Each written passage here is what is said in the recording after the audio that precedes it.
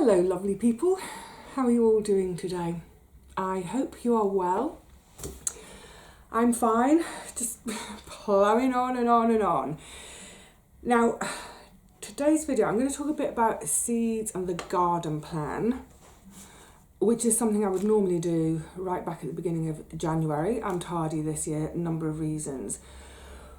But kind of before I get into the plan for the garden, I think I just need to just explain a few things. Firstly, I think one of the reasons I'm tardy is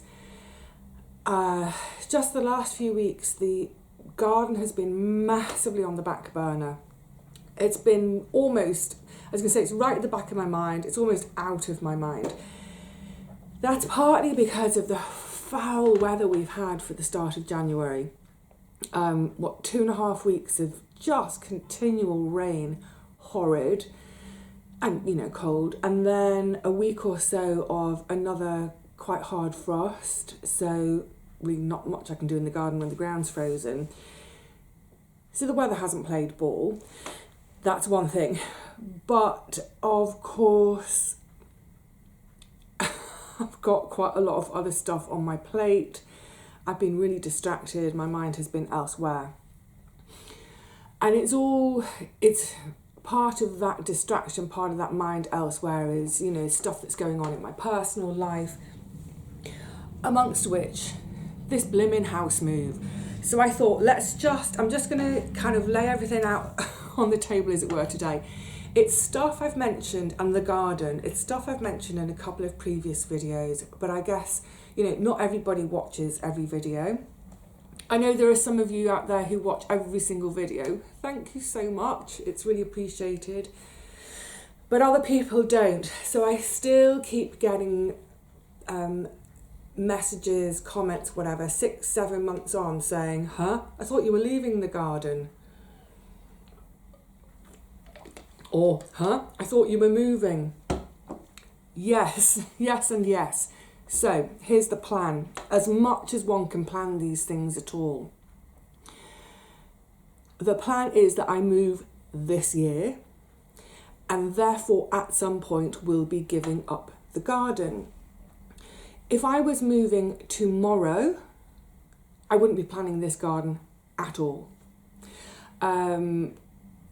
Obviously I wouldn't just walk away from it right now. However, I might not move until December. I might not move until next January. It takes time to find a perfect property. And I'm not going to rush. I'm not in a rush.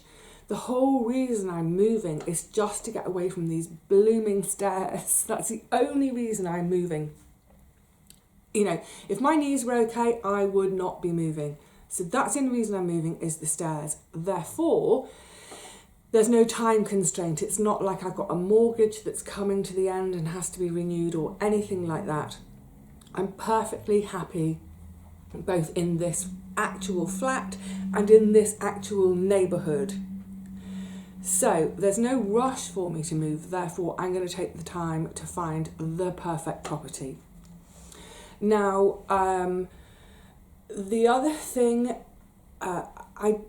my plan all along has been I will aim to get this property on the market this summer, so June, July-ish of 2023, because there are little things I need to do in the flat. I need to redecorate in a couple of places. There are some repairs I need to do.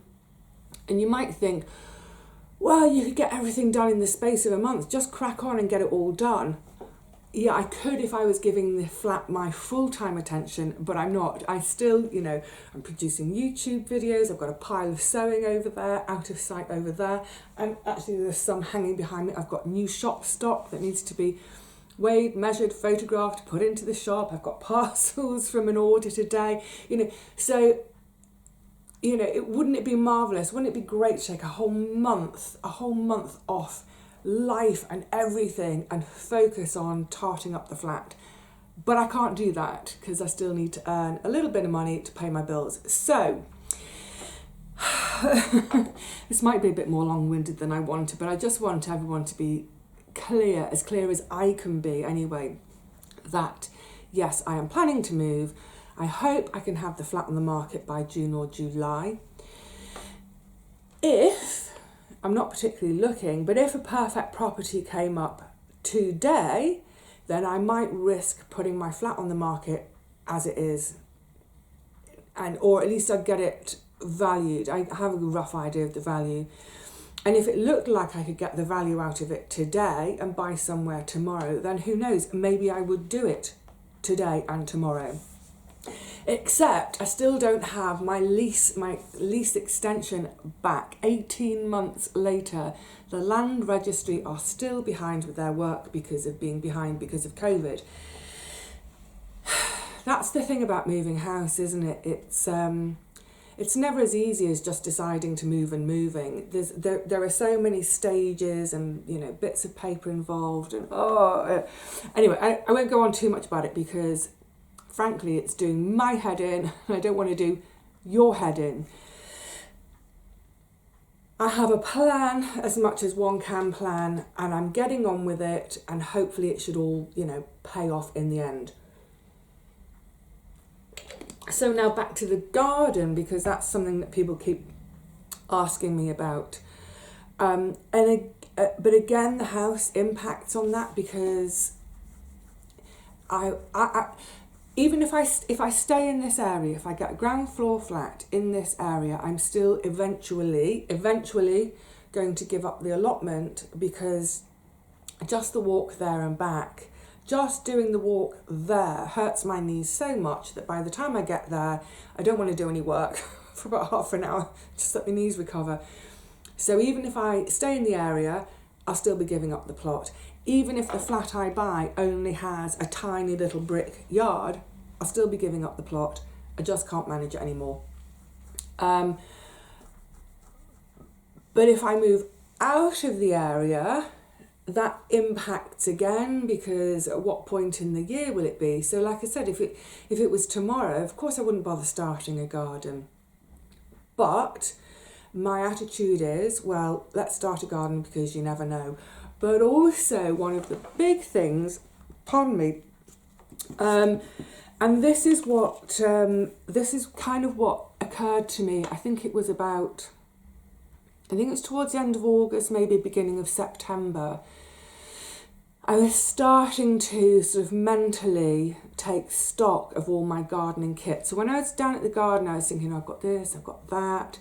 Are there things I can let go of? Can I start sorting things out? And, you know, maybe the stuff in the shed, I can bring it home, that sort of thing. And I just thought, I've got so much gardening kit and clobber.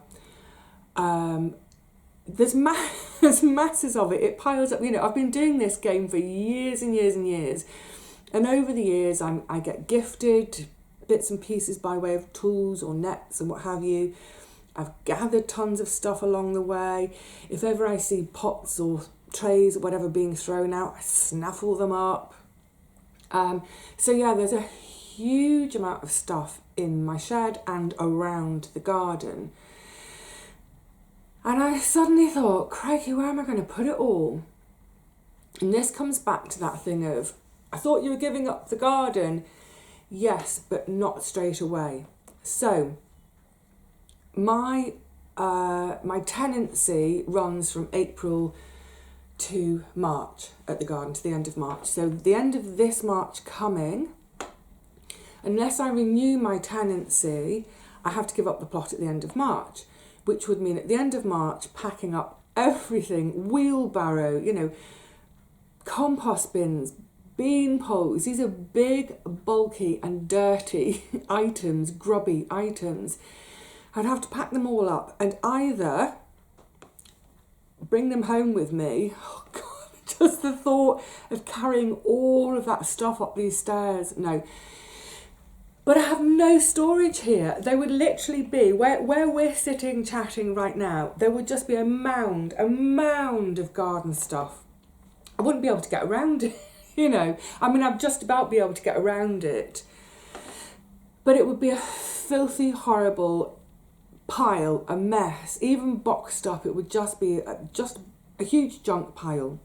And then imagine when I'm coming to sell my flat, showing someone in and saying, look, it's a huge space. Oh, if you kind of look around all the boxes and do this and do that, look at it, you know. So there's no way I'm going to have all that garden stuff in the flat. So I looked into storage, and it looks like for the amount of space I would need, excuse me,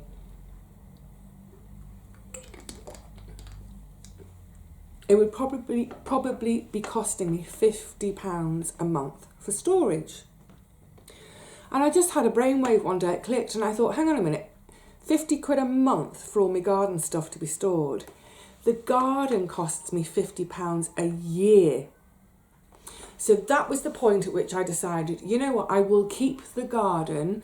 Now, I'll renew my tenancy in April. If I move in May, well, it's cost me 50 quid, but storage would have cost me 50 quid. If I move in June, it will have cost me £25 a month instead of 50 quid storage. You see what I mean? So it may be, I doubt it, I highly doubt it, but it may be that I move in April and give the garden up in April. I think it's far more likely that the move will happen towards the autumn of this year. Anyway, so that's why I decided. I thought, right, keep the garden on, if for no other reason than to keep it as a storage unit, because it's cheaper than a storage unit. However, to let it go to not garden it at all, to let it go to wreck and ruin, that would not be fair on the allotment site and on my neighbours around me. They don't want it. It happened to me when one of my neighbours left. They decided to leave in April, but didn't actually leave until October. But in that whole time did no gardening. So the weeds grew and grew and grew, and all the weed seed heads were blowing into my plot, and it was really annoying. I would never dream of doing that to someone. So keep the garden, A, cheaper than storage, but B, do a bit of food growing, because let's face it, every bit that we can grow helps in terms of, you know, financially, in terms of the pennies, doesn't it? But also, you know, keep it maintained so it's not A, an eyesore for everyone else on the site, and B, that the weeds don't get out of control and blow onto everyone else's plot, and D, I don't know, we're up to D or E, so that when someone else does take it over, it isn't a horrible jungle for them to take over, because I've seen that happen as well when people leave. They just kind of go, oh, I just don't care, you know, and there's rubbish everywhere. They just kind of pick up what they want, walk off without a backward glance, and they've left their plot in a state. And then it's up to us as a work party to spend hours and hours and hours cleaning up after them, hiring a skip at our cost to pay to clean up. Anyway, so that's the idea. I'm going to renew my tenancy at the end of March. It will renew for a whole year, but it is highly unlikely that I will stay for that whole year.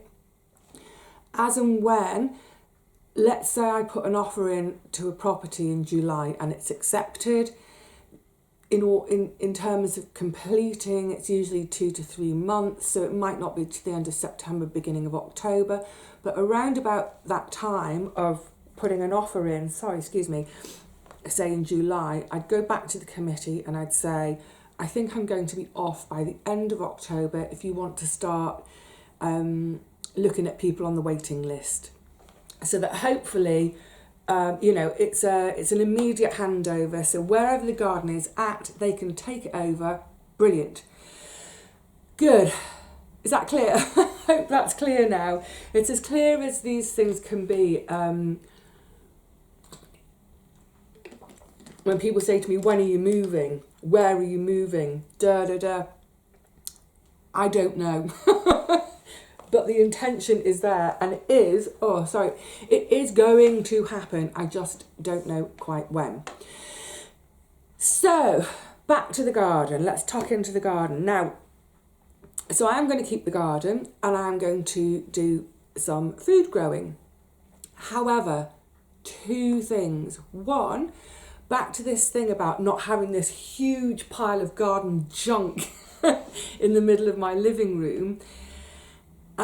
because I want to show the flat at its best. I want it to, to be as big and clean and light and airy and gorgeous as possible for when I show it to potential purchasers.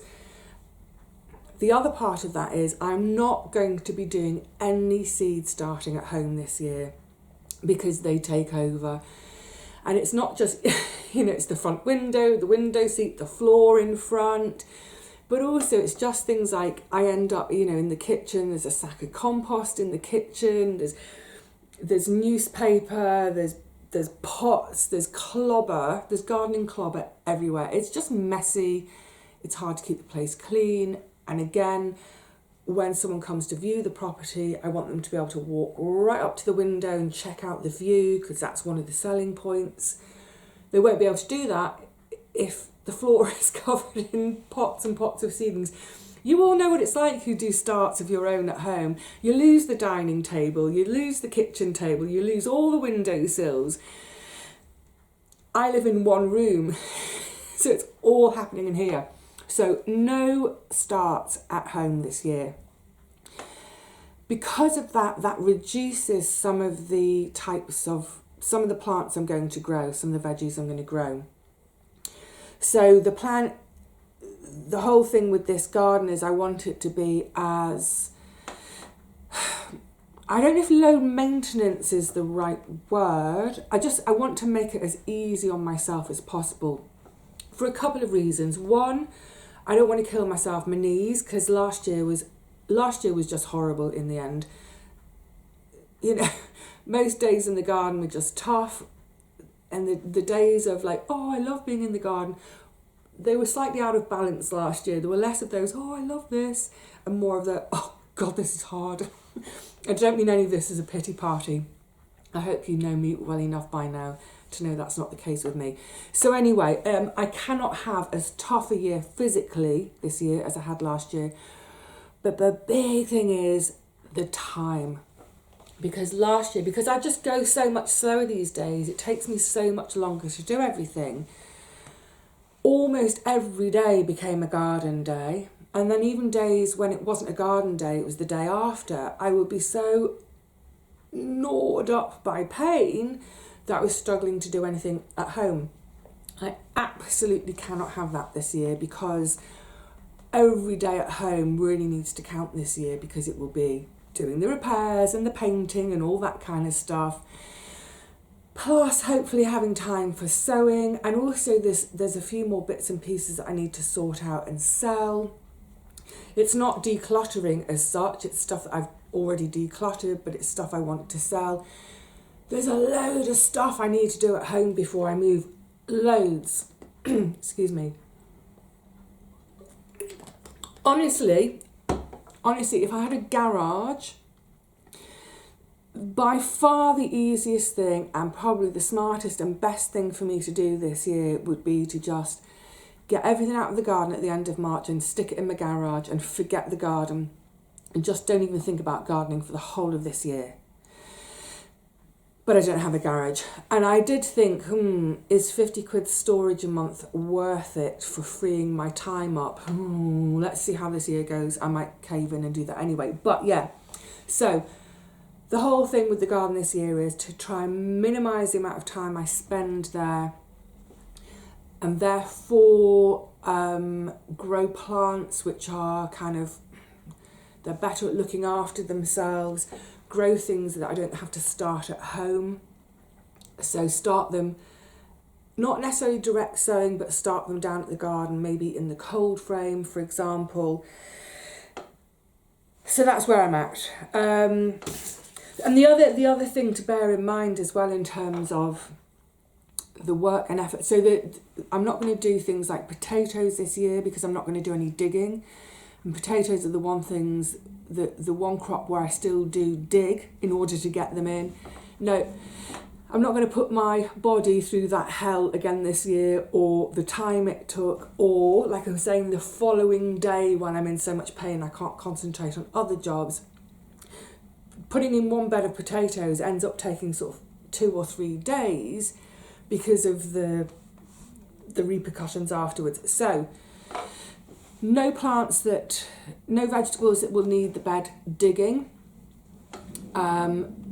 Possibly not very much direct sowing because of that, if the ground is gone a bit concretey. So start most of what I'm going to grow in modules, which will mean buying a bit of compost, but a couple of bags of compost for seed starts. I do that most years anyway. And once those little starts are big enough, I can hack a hole into my soil. My soil has improved over the years. It's not quite that bad anymore, but yeah, definitely no digging, no starts at home. So what does that leave me with, and how am I getting organised? I'm just giving half an hour of time today. So first thing I've done, I've got my little seed tin here. They're all standing up at the moment. They normally sit flat, and believe it or not, it looks like quite a small tin, doesn't it? This is my whole garden. This is all my food for a whole year, apart from the only thing that's not in there are, for example, my bean seeds, because they're bulky seeds. My maracas, so they're in jars. So the first thing I've done is I've gone through, the way I organise them, they're in little, so that's my seed packets in there, but they're in envelopes of families. So I've got tomatoes, cucumbers and peppers, because these are my earlier starts and the starts at home, but vining type things. And then I've got a packet for bush beans, a packet for brassicas, a packet for all my salady bits, a packet for all my squash, because again they're quite big seeds, so they want all their own packet. So I've gone through all my seeds, and I've got a few empty packets and bits and bobs to chuck out.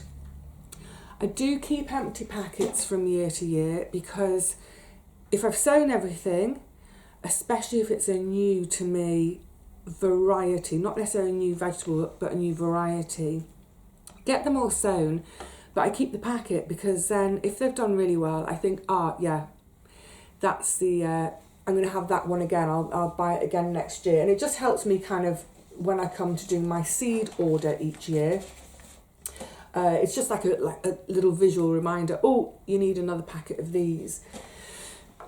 Sorry, that's something else to say about the overall general philosophy for the garden this year, apart from not digging.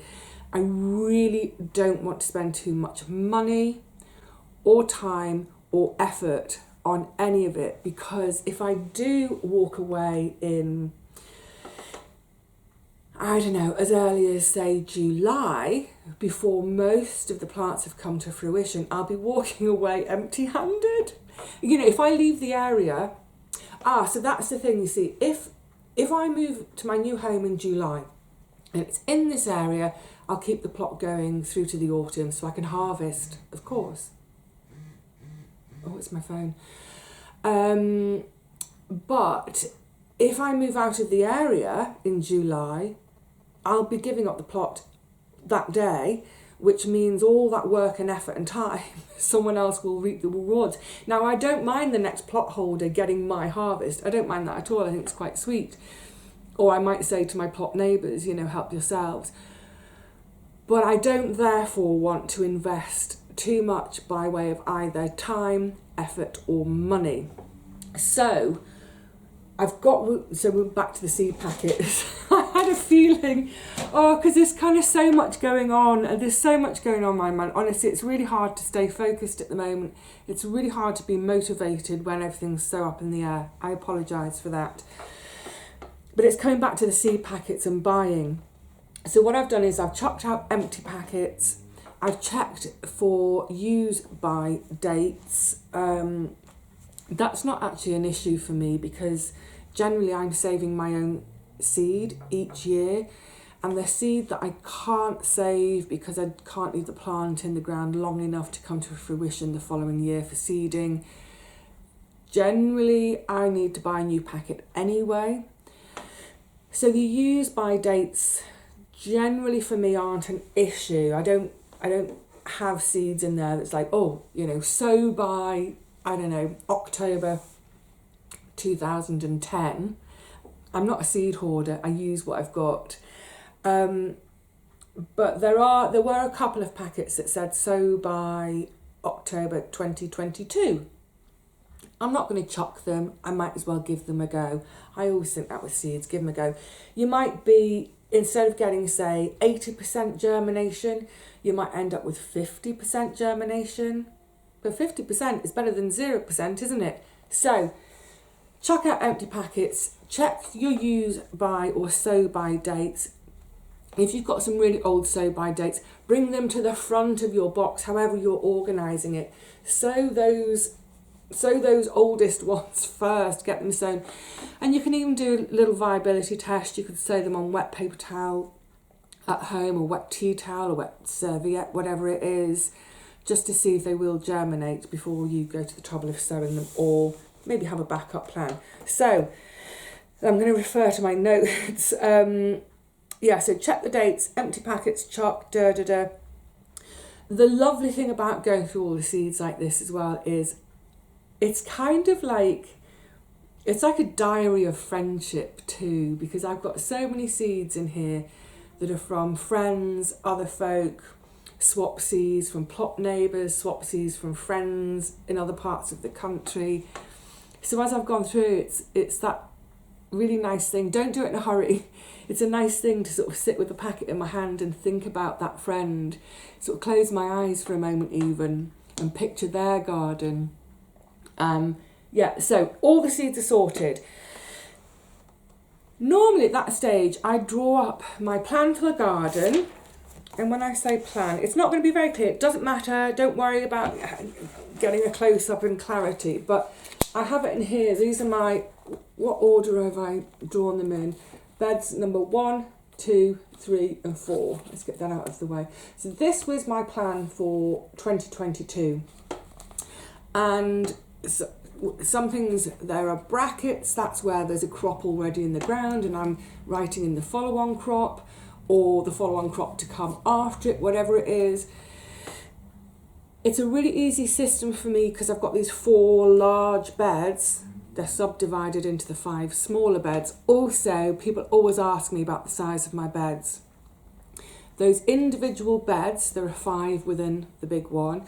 Each individual bed is about 3.5 metres long by about a metre 20 wide. In some cases about a metre 50 wide. No, it's about a metre 20 wide at their widest, which is perfect for 4 rows of something smaller like onions, or 4 rows of bush beans, broad beans, parsnips, carrots, that sort of thing, or 2 rows of bigger things like the brassicas.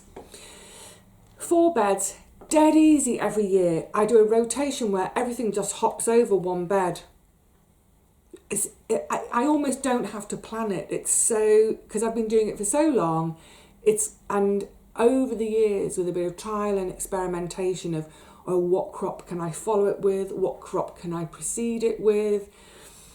Where's the shade? Where's the best sunlight?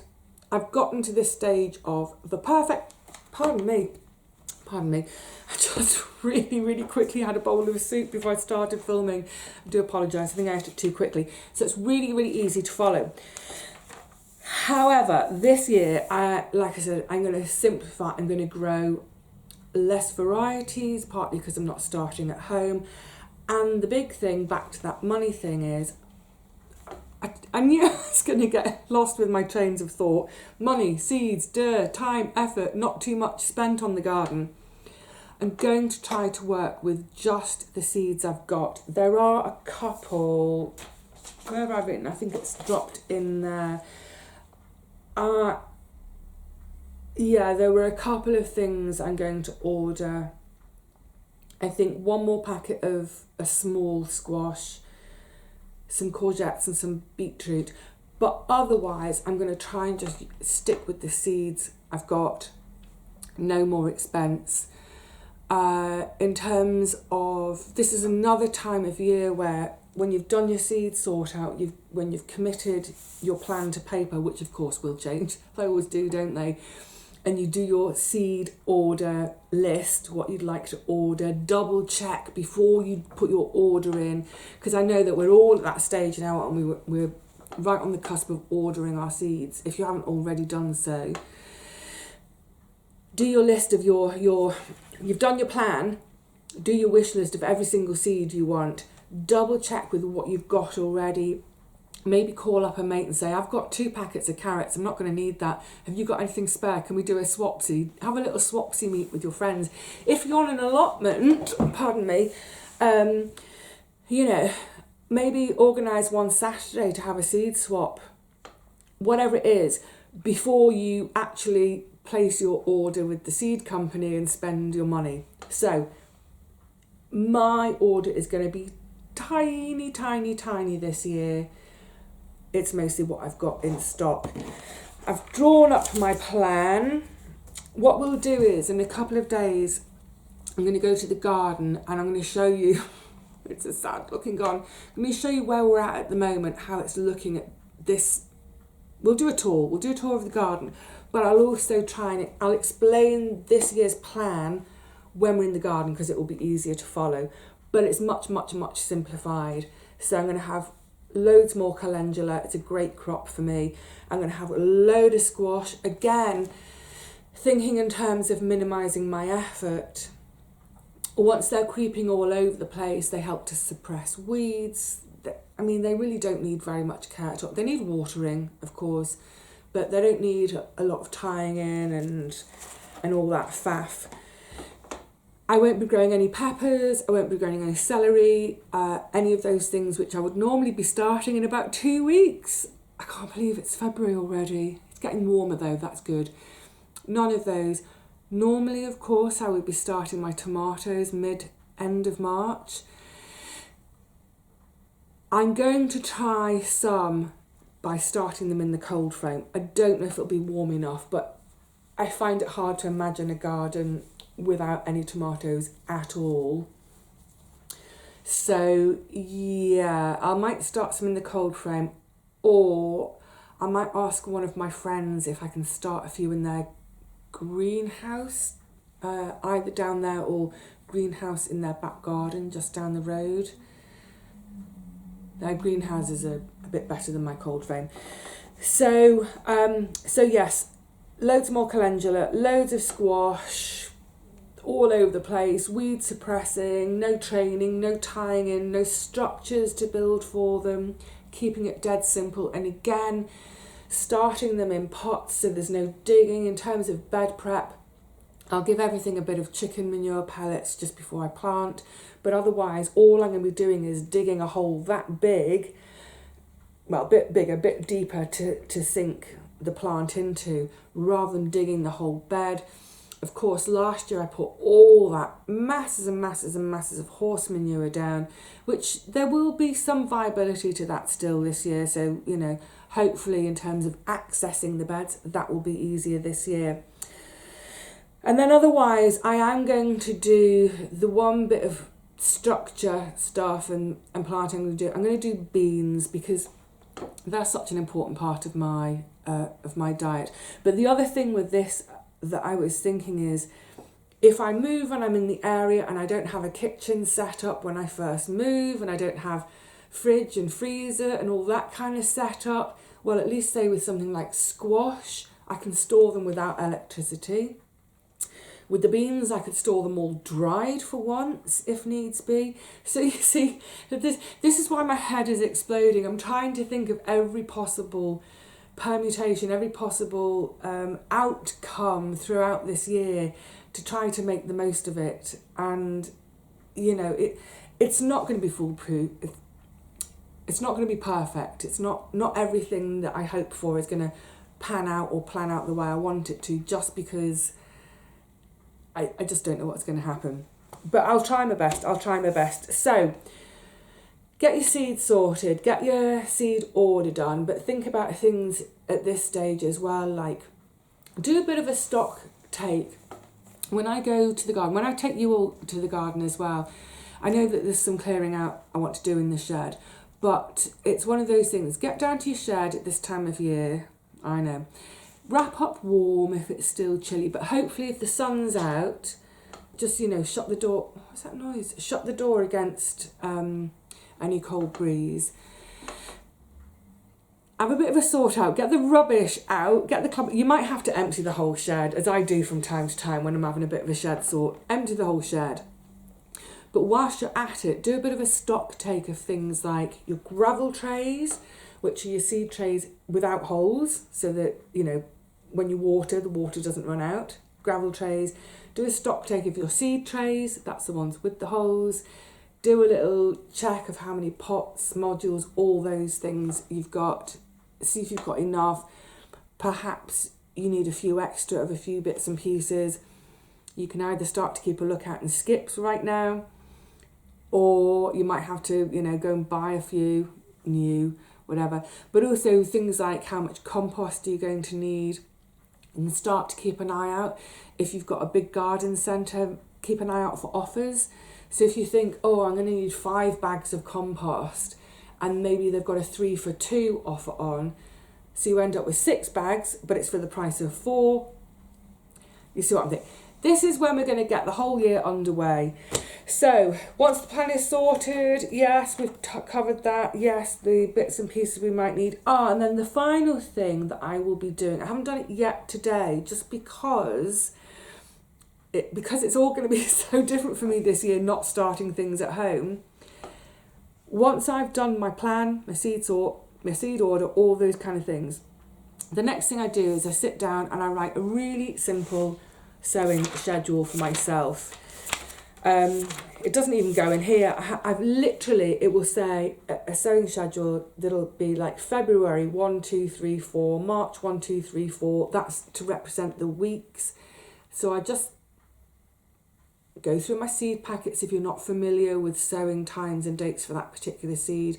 For me, because I pretty much do the same every year, I know exactly when everything needs to happen, but I'll put it on a little piece of paper.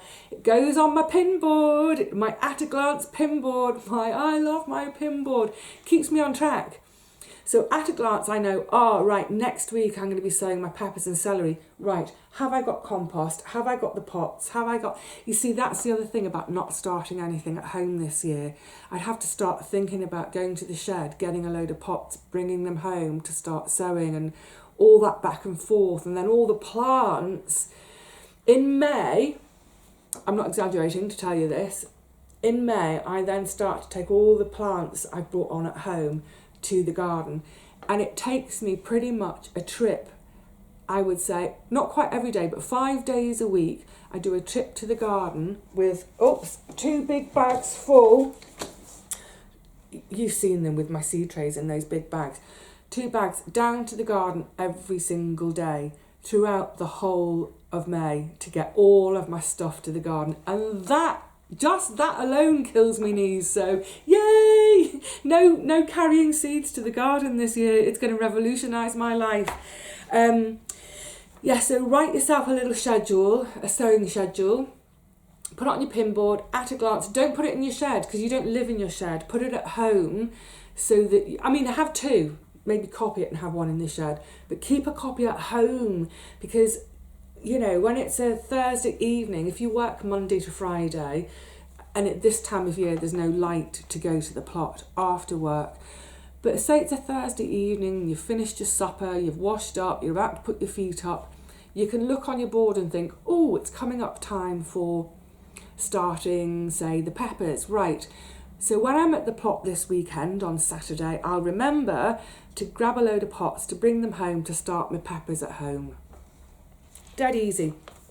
And then throughout the year, I'm going to try and find you a page. I keep this is literally notes for a whole year.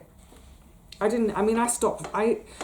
comes a point I don't even bother with my notes anymore because, again, and I don't mean that in a brattish way, but yeah, that's how I normally do it.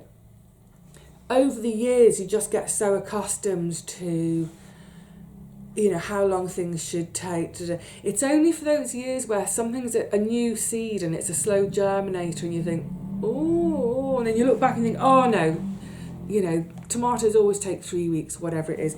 But yeah, have yourself a little notebook maybe, and I tend to write in my notebook the day I sow a seed, and then if it's at home, I'll write the day it's germinated, the day I've pricked it out, potted it on, the day I've taken it down to the cold frame for hardening off, and the day I've planted it out.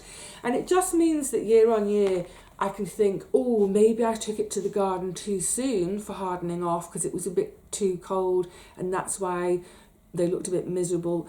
I'll do it a week later. You get the idea. So that's the stage I'm at with mine. I've got this really, really, I mean, absurdly such a simplified plan this year. I'll take it with me when we go to the garden so I can sort of show you in situ. But hopefully what this means is, one, I'm using the garden as storage until I have moved. I'm being a bit cheeky. I'm using my 50 quid rent for the allotment and using it as storage. But two, hopefully I will get a little bit of food out of the garden this year.